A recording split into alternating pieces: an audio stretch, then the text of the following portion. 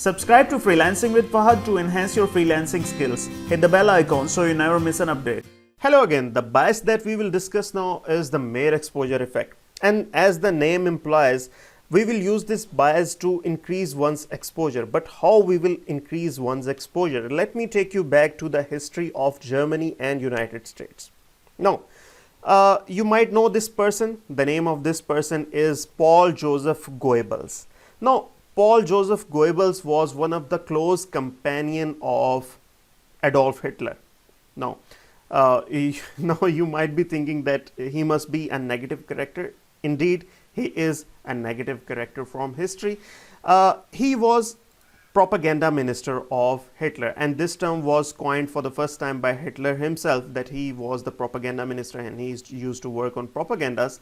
The Ministry of Information that we see nowadays in the modern democracy is the modified form of the propaganda ministry. Anyhow, the Paul Joseph Goebbels presented a philosophy of Goebbelism. Now, what is Goebbelism?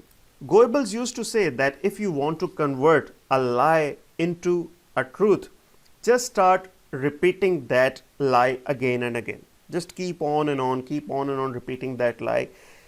Say it in the morning, say it in the evening, say it every time. Just like the way auto-suggestion strategy works in like the people tell us in the books of self-help, the same works for the other people as well. If you will keep on telling the same thing again and again and again, that eventually goes to the subconscious of your audience and they stop believing if that specific statement is true or not. This may sound a little bit controversial, but one of the recent examples of this Goebbelism philosophy is that Muslims are terrorists. One of the most reiterated term that we often see on the international media is this line, this statement, and this is repeated many times that people now have started believing this statement that Muslims are really terrorists, but this is not actually the truth.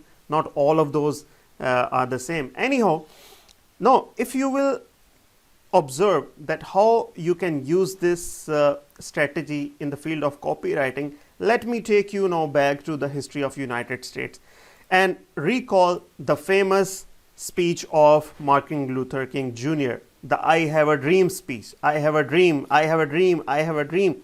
The man kept on and on repeating the same statement again and again and again. Okay, that was the major reason that speech is still remembered. Now, I have recalled that speech like I have a dream speech, I have a dream speech. Now, people may not remember Martin Luther King Jr., but everyone remembers his speech, I have a dream speech. Anyhow, that strategy is called the anaphora technique. Anaphora, I don't know how that will be spelled, but let me try. I think this is anaphora technique. Anaphora, that you keep on and on repeating one thing again and again in your copy, and that eventually stores in the mind of your reader. Now, another example of anaphora you can find in the divine content of Holy Quran. If you check, even if you are not a Muslim, just go through this to understand the way anaphora is being used in Quran. Okay, the chapter number 55, known as Rahman, it is comprised of 78 verses, and would you believe this 31 out of 78 verses are same, which say, which favors of your Lord will you deny? Which favors of your Lord will you deny? Okay, God tells us that I have provided you this thing, I have provided you this thing. Then he says, which favors of your Lord will you deny?